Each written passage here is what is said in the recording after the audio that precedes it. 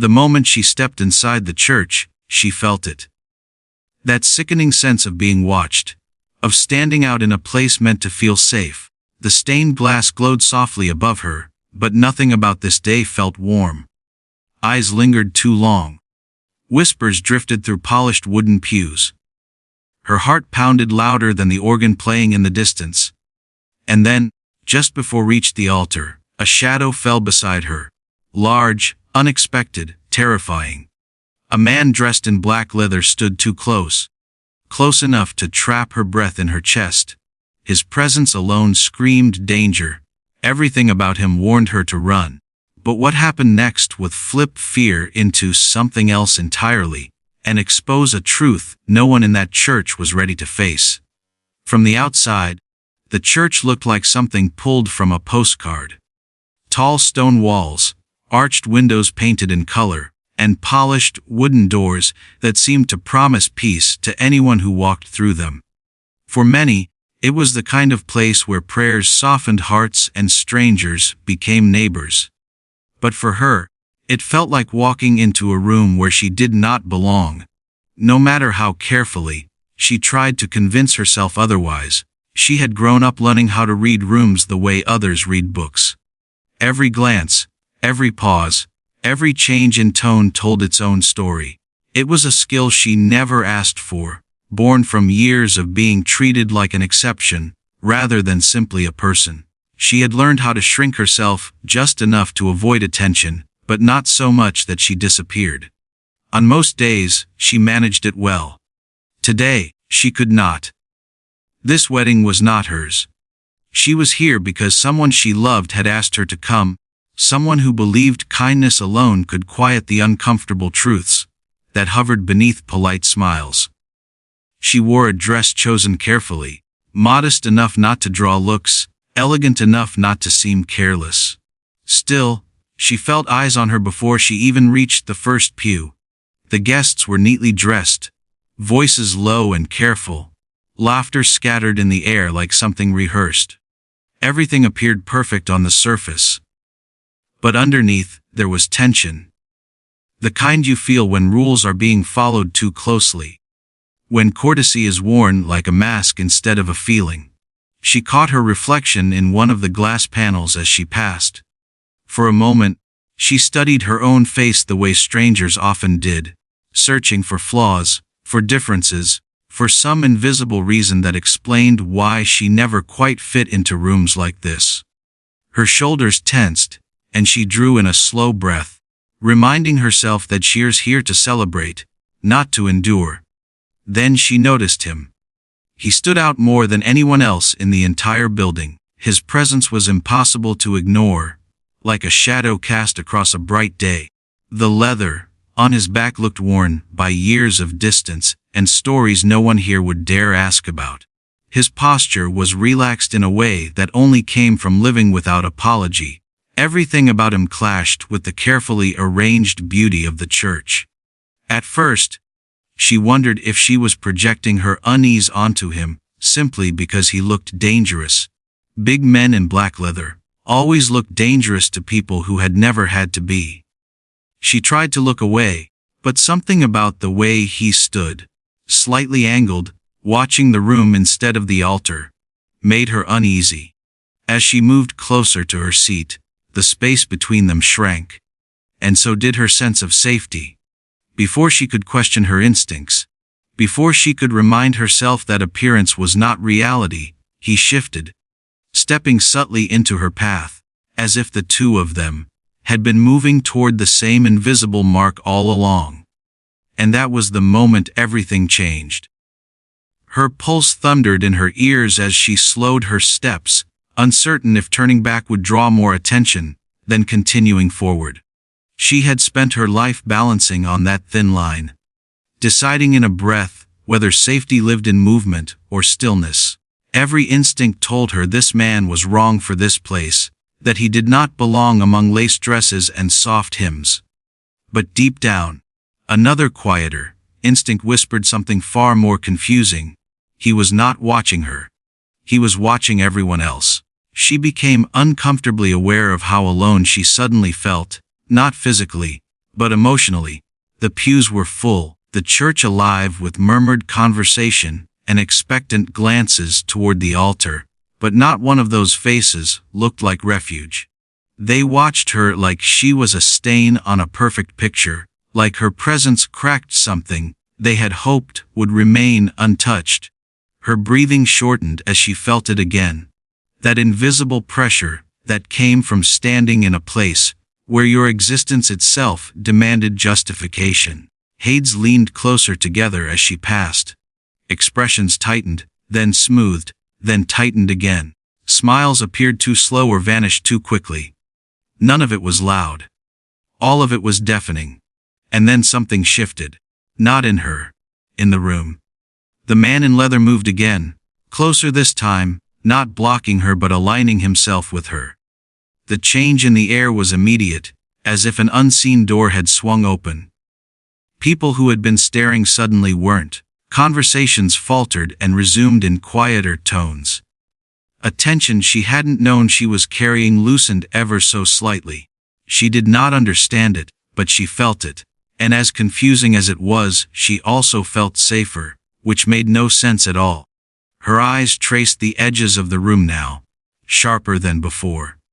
She noticed things she might have missed if she were relaxed. A man 2 pews ahead glitzed over his shoulder far more than necessary. A woman near the easel whispered with her hand shielding her mouth, then forced a smile that did not quite reach her eyes when their gazes met.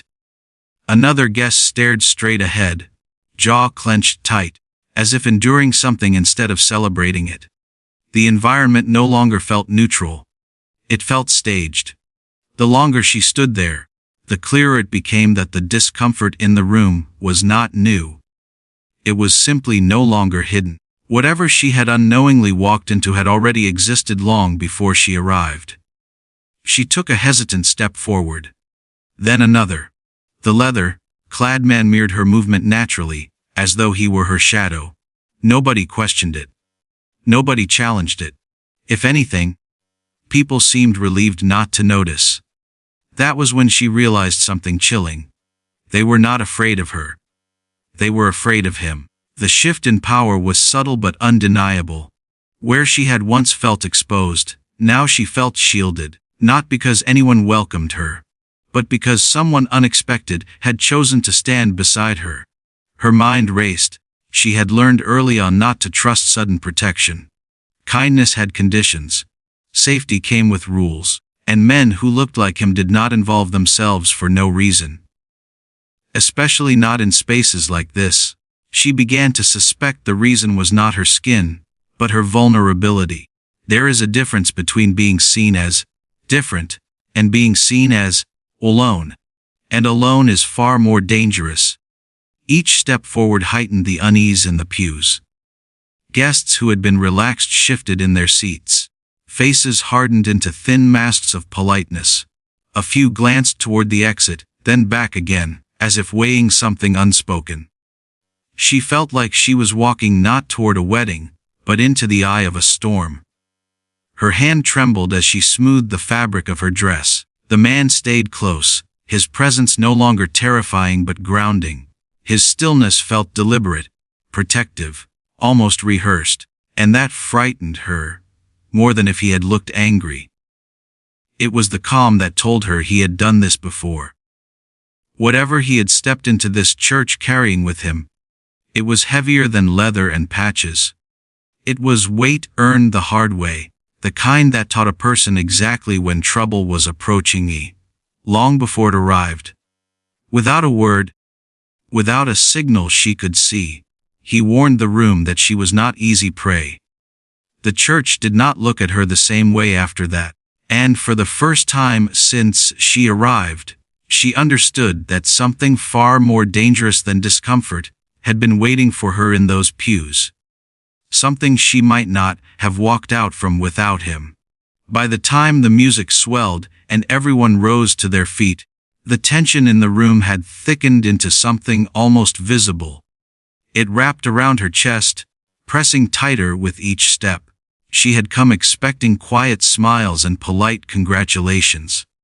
What she walked into instead felt like a test she never signed up to take. The closer she moved toward the front, the clearer everything became. This was no longer about belonging. It was about resistance. She sensed it in the stiffness of backs ahead of her, in the way shoulders turned ever so slightly inward, creating narrow corridors that did not feel accidental. She sensed it in the way certain faces darkened when the leather jacket passed them, as if his presence confirmed a fear they had tried to ignore. And then the church did something churches are not supposed to do. It fractured. A ripple of disturbance moved across the pews. Quiet conversations vanished. A forced cough echoed too loudly. Someone shifted in their seat, just enough to block the aisle for a heartbeat too long. None of it was dramatic. All of it was intentional. She realized then that this was not discomfort anymore. This was obstruction. They were not merely watching her. They were limiting her. Her steps slowed. Her throat tightened. The air itself felt heavier. She could sense impatience beneath politeness, hostility beneath smiles. It was as if an unspoken agreement had been made among some of the guests. One she had not been invited into, but was now trapped inside. Something cold settled into her stomach. This was not about a single moment. This was a lifetime of permission finally finding a target. Before fear fully claimed her, the man beside her changed. Not suddenly, not loudly, but unmistakably. He stopped being her shadow and became her wall. His movement was subtle, but the result was immediate. The space around her widened, as though an invisible current had pushed outward from them both. People shifted without realizing they were obeying. Bodies leaned away, eyes dropped. Breath returned slowly to her chest. The room which had been closing in paused. The authority he carried did not come from his size alone. It came from certainty, from a quiet understanding that the versions of power in this room were not the only ones that existed. He presented something unfamiliar to them: consequence. Not shouted, not threatened, simply present. She noticed how certain men no longer met his eyes, how others sat straighter than necessary, how their confidence thinned the closer he stood. She noticed, too, something even stranger. Some of them looked ashamed.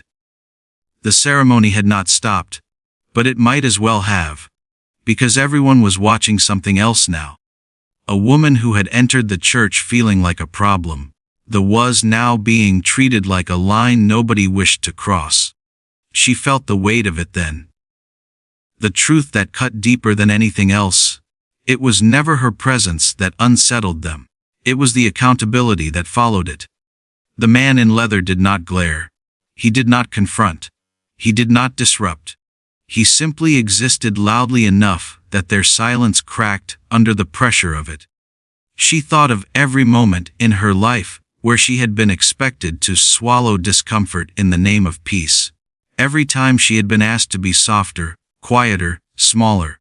Every room where she had been made to feel like gratitude was the price of simply standing there. Now, for once, she did not feel small. She felt defended, not by words, not by explanations, but by presence. The aisle stretched ahead of her at last, unobstructed, honest in its openness. And she walked. With each step, the power dynamic in that church shifted again, settling into something new. Something unsettling to those who once believed themselves untouchable. She was not passing through unnoticed anymore. She was passing through unchallenged. And the man beside her made sure of it. Not through dominance, but through refusal. Refusal to let injustice hide behind tradition. Refusal to let silence pretend it was innocence. Refusal to let her walk alone when separation was the very thing this moment demanded. By the time she reached the altar, she was no longer shaking. The fear had not vanished, but it had transformed into clarity, into something like strength. The church, once hostile, now felt exposed, and she understood said something that would change her forever. There are places where kindness whispers, and there are places where it stands. That day it stood. When the ceremony ended and people began to rise from their seats, the church no longer felt like a sanctuary. It felt like a mirror, one that reflected more than anyone had intended to reveal. The polished smiles returned, but they appeared thinner now. Conversations restarted in low tones, carefully measured, like everyone was afraid of speaking too freely after what had just unfolded. She moved differently as she stepped away from the altar. Her shoulders were no longer hunched forward. Her eyes no longer searched for every possible threat. Something inside her had shifted, not into recklessness, but into quiet awareness. She had entered that church bracing herself to survive a moment. She was leaving with something far heavier: understanding that cruelty does not always wear a loud voice. Sometimes it wears perfume. Sometimes it wears prayers. Sometimes it sits politely in a wooden pew and believes it has done nothing wrong simply because it has done nothing obvious. The man in leather did not follow her all the way out. He did not need to. His work had already been done. Not in confrontation, not in chaos, but in contrast. He had turned what was supposed to be an ordinary event into a reckoning without saying a single word. By standing where he did, when he did, he made something visible that had once lived comfortably in shadow. She paused near the exit doors and looked back one last time. The room still held its beauty. The glass still glowed. The music had ended, but innocence was gone. And once something becomes visible, it cannot be unseen. Outside, the air felt different, lighter, cleaner. Or maybe she was just breathing differently now. She thought about how many times she had walked away from moments like this feeling smaller than when she arrived. How often she had told herself that endurance was strength, that silence was maturity, that absorbing offense was simply part of being grateful. That lie no longer held shape. She was not meant to be strong by being diminished. She was meant to be strong by being whole. What happened inside that church did not change the world, but it changed her. And sometimes that is where all change begins. Because the truth is, injustice does not survive exposure easily. It thrives in quiet agreement, in nods that go unchallenged, in fear that wears the costume of politeness. It grows strongest where good people decide discomfort is not worth disruption. That day discomfort had finally been chosen, and it had revealed than cruelty ever intended to show. She walked away with no apology from anyone, no acknowledgement, no explanation, and yet, she carried something far more valuable than any of those. She carried certainty. The certainty that even in places built on tradition, injustice can still be disrupted. The certainty that allies do not always look comforting. The certainty that protection does not always arrive dressed in softness. Sometimes, it arrives in black leather. Sometimes it arrives without words, and sometimes, the most powerful kindness is the kind that shows up when no one else is brave enough to stand. The world tells stories about heroes like they are loud, like they need speeches, like they announce themselves, but the ones that matter most rarely do. They stand where others step back. They stay when others freeze. They shield without demanding gratitude. And they leave without asking to be remembered. If that man ever thought about her again, she would never know. If anyone in that church ever changed, she may never see it. But she changed, and maybe that was the point all along. So the next time you see someone standing alone in a room that was never built with them in mind, will you look away, or will you stand beside them? Because silence is never empty. It always chooses a side. And one quiet act of courage can echo longer than a lifetime of comfort.